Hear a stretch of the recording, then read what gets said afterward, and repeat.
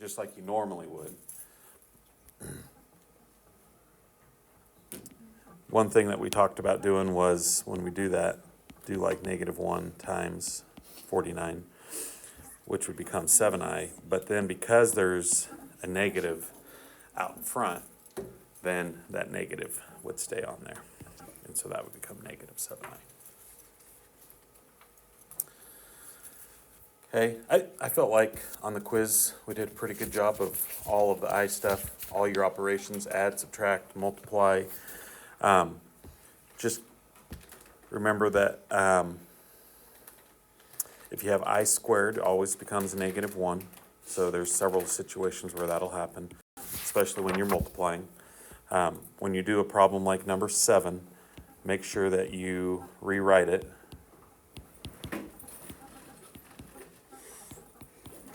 as -8 plus 3i times itself, and then just FOIL it. Okay, there's a couple of FOIL problems on there. We had one like this on the quiz where you have your powers of I, so just be able to replicate your powers of I again. There's 4 of them, and there's 4 possible answers, so just make sure you know which one's which and how to get there. 9 and 10 are both pretty similar. They're both just using the square root method. The difference on number 10, a couple people asked me about this one yesterday, is you could graph it, but what you find out when you graph it is it never crosses the x-axis. And so what that tells me right away is that we're going to have imaginary solutions. And so when we get x by itself here, we're going to subtract 28. We're going to divide by 4. And then we take the square root. Okay, whenever we use the square root method, we always have to make sure we put plus or minus on our answer. And so then that would become I radical 7. We're going to bring that I out, or that -1 out to become an I. And then just make, because there has to be 2 solutions. Anytime you have imaginaries, there's always 2, and that's why we use the plus or minus to give us the 2 solutions and not just one of them.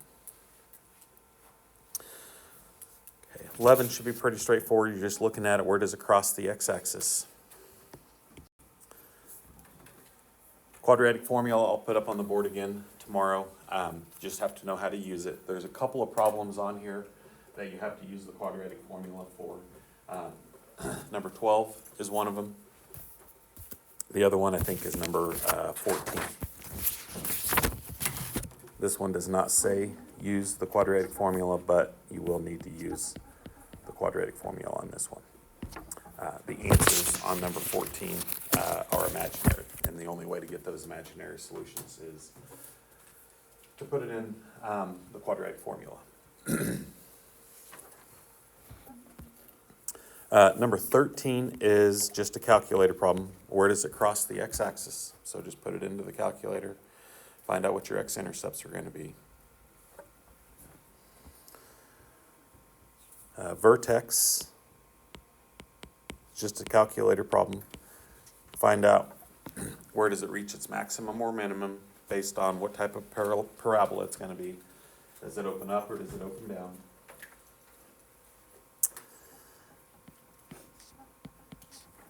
On these axis of symmetry questions, typically your axis of symmetry is probably going to be a fraction, at least the ones that I give you for those.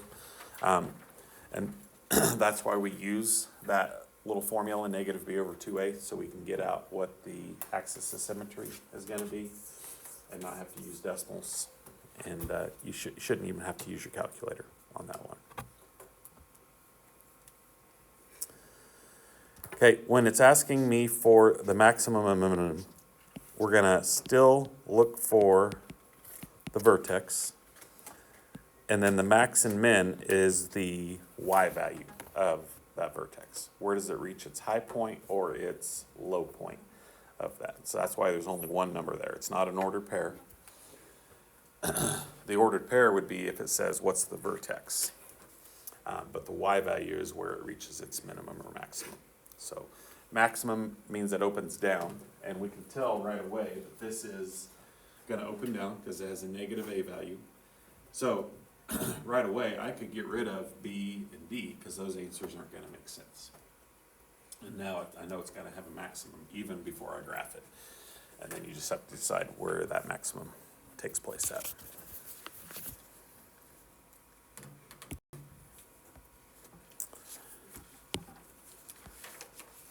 Okay, we had one like this on the quiz as well.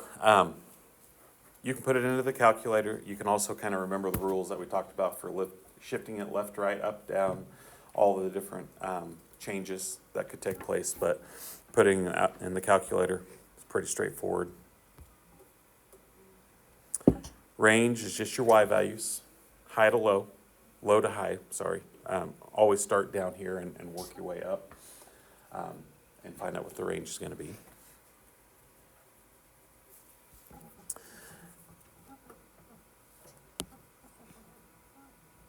If my graph opens down, then it's increasing on this side and decreasing on this side, so I still have to find that vertex point.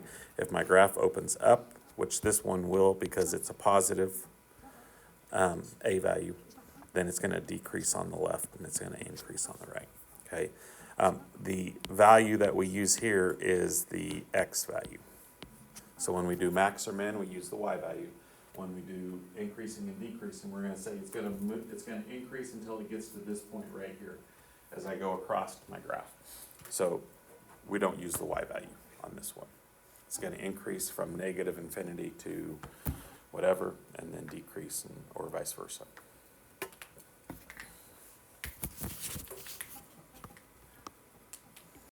Okay, so a lot of those things are things that we did. We also had one like this on our quiz as well.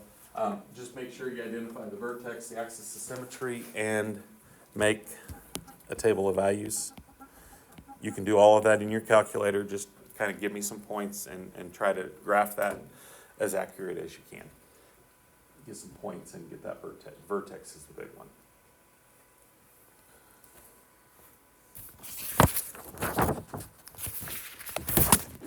All right.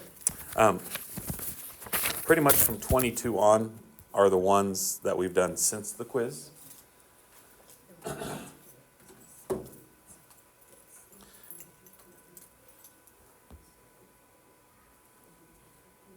Hey, any of those that you want to do any of those together? Which one you want? Maybe 23? You want to do 23? Has a little bit of everything, I think, in it. Okay, on number 23, what we have to do first of all is if we have something in the bottom, we always are focused on the denominator. So if there's something that I can factor, we're going to factor it. I can't factor this, I can't factor this, but I can factor this.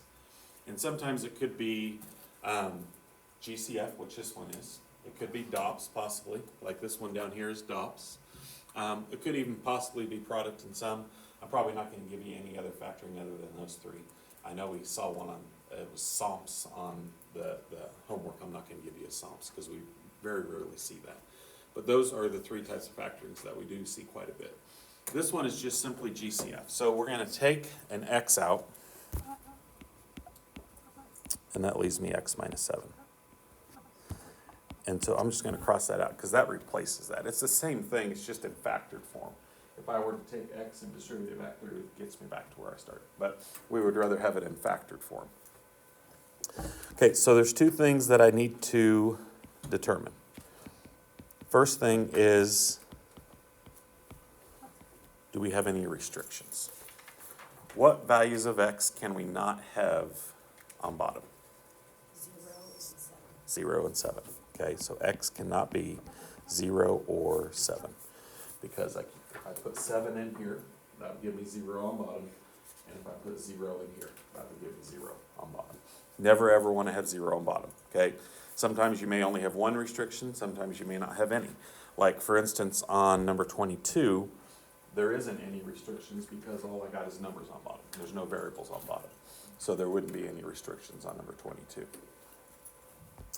Okay, the second thing we want to determine is what our least common denominator is going to be. anything that's on bottom at any point in time has to be part of our denominator. So here, our denominator is x minus 7. This has just the x, this has just x minus 7, this has both pieces, so we want both pieces, okay? Some people just say it's x minus 7 because it has an x in it, but we have to have an x by itself and we have to have an x minus 7 because those are two different expressions. And so my LCD here would be x times x minus 7. Okay, at this point, it's kind of your personal preference. I like to write these out, at least visually, kind of see what's going on here. I know some of you could probably do this without writing it out, and maybe that's what you've done in the past. It takes a little bit of time, but we're going to multiply each of these fractions by that LCD. My goal in doing that is then that's going to get rid of all my fractions. If we can transform this equation from having fractions to no fractions, now it's going to be easier to solve it. And that's our goal. What is the value of x? Okay, so one by one here. If I look at the first fraction, I got an x minus 7 on bottom, I got an x minus 7 on top. Those x minus 7s are going to disappear. Okay, so we're going to cross off x minus 7. So what I have left there is x times 7x, which is 7x squared. The sign in between stays, so then minus. Okay, on the second fraction, my x's are going to cross off. I got an x on top, I got an x on bottom, so then my x's would disappear.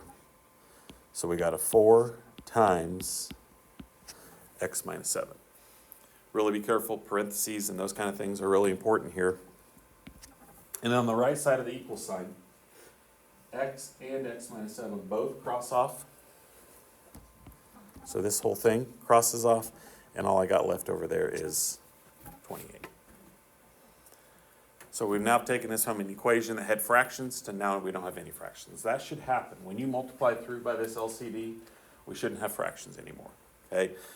We're trying to simplify this as much as we can. And now it's just a basic old equation where we got to do some distributive property and then just solve it out. So I'm going to distribute the negative 4.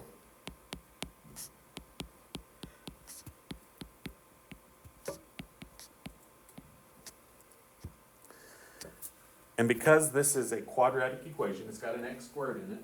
So when I see that x squared, my goal is we got to set it equal to 0. Okay, and so I'm going to subtract 28 from both sides.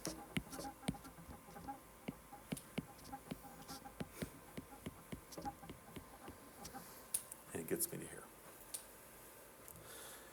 Okay, and you got a couple of different options here. It's a quadratic equation. Early in the chapter, we talked about all the different ways that we can solve a quadratic. Can you graph it here? Sure, you can graph it, okay? I don't have a problem with that. The only bad thing with graphing it is that sometimes some of my solutions are like fractions or decimals, and that's not a bad thing. But I think my go-to here probably would be factor it, because we can factor it. Once again, this could be any of the factoring methods, but in this case we have a GCF. I'm going to take an x out. That leaves me 7x minus 4. I'm going to set both of those equal to 0. So this is one of my factors. This is a factor. So we're going to set x equal to 0. 7x minus 4 equals 0. Okay, this one's already solved. We don't have to do anything to solve it. This one we're going to add 4 and then divide by 7. And we get x equals 4 over 7.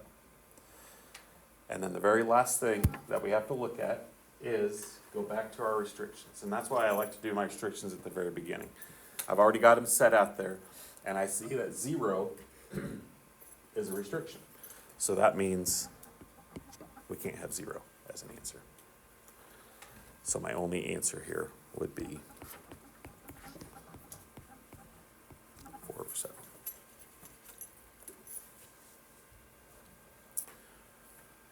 Sometimes these could both be restricted. If these are both restricted, then there would be no solution. Sometimes only one of them, sometimes neither one is restricted. So that's why we always want to check those restrictions.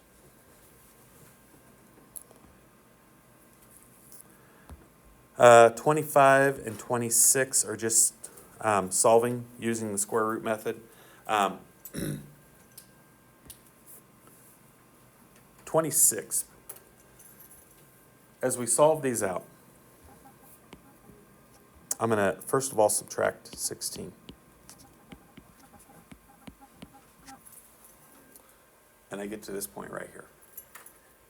And this will be the same as absolute value here in just a second. We're going to see some absolute value questions. But what can I take the square root of to get a negative 16?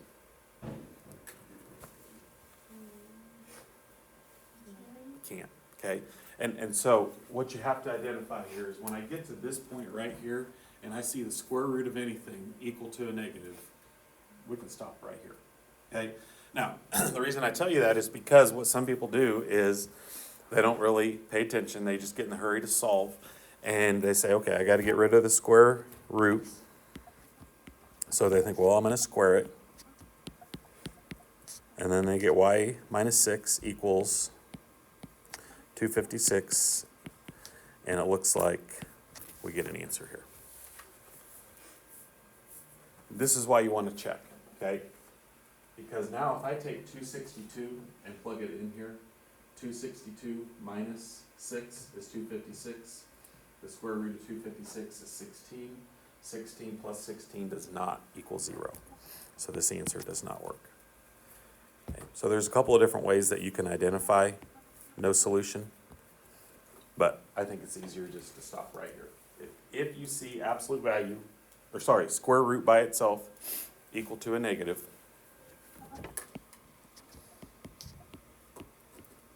it's always no solution, every time.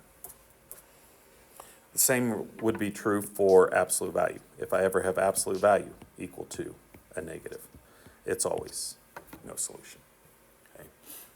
And the last couple of problems that we have are your absolute value equations. Okay, so you got three different absolute value equations and inequalities that we have to do here. The first one here, remember when we have absolute value, we're always going to end up with two solutions. Okay? A lot of times we forget that we're going to have two solutions. And so the first thing that we have to do here is add 4. So I get the absolute value of x plus 5 equals 16. Then we do our two equations. X plus 5 equals 16. X plus 5 equals negative 16. And then just solve both of them out. Okay? Don't change anything right here. The x plus 5 does not change. Only the number on the other side changes. And then you can solve both of those out. You got a lot of equations on the test in the review here. You can check any of these answers. So when I get these two answers, like for instance here, I would get x equals 11 for one of my answers. 11 plus 5 is 16. The square root of 16 is still 16. 16 minus 4 is 12. Okay? It does not take a whole lot of time to check it. If you're not sure, especially if your answer makes sense or not, always plug it back in. Okay, and then on these last two, this is where you use that little trick that I taught you. If it's greater than or equal to, this would be an or statement. If it's less than or equal to, it would be an and statement. So what we said was great or less than. Those are kind of a couple of tricks that you can remember. You can only use that on absolute value inequalities. When you do this,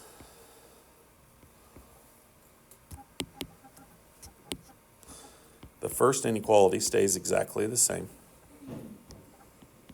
The second inequality, we change it to a negative, and we make it less than or equal to. So we still get 2. Okay, and so all of these absolute value ones you're gonna separate into two different equations or inequalities. The inequalities ones, you have to decide if it's an and or an or. Okay, once you do that, then on this one especially, and I'll just kind of show you how I want you to write your answer here. -5 is a bracket, and it's going to go to the left. +5 is a bracket, and it's going to go to the right. This is an or, right? Ors most of the time should go opposite directions. O and opposite, or and opposite. So when I write my answer here, usually the way that we write it, -infinity all the way up to -5. And because there's that gap,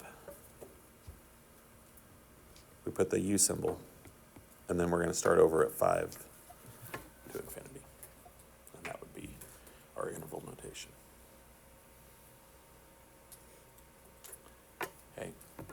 This one would be the same way. I'm going to let you kind of do that one on your own, just to practice that one. But ands, the one big difference is they're going to usually meet in the middle. Okay. And then you won't have the gap in between that. I didn't put any numbers on this number line. You still want to graph it. And I'm not real picky. I think you're going to get a little bit bigger numbers on this one here. You don't necessarily have to count. You don't have to count by ones or twos or anything like that. Just kind of show me that this is the left-hand side, this is the right-hand side, and show me where the ends are at. So that's why I didn't put any numbers on that number line. Okay.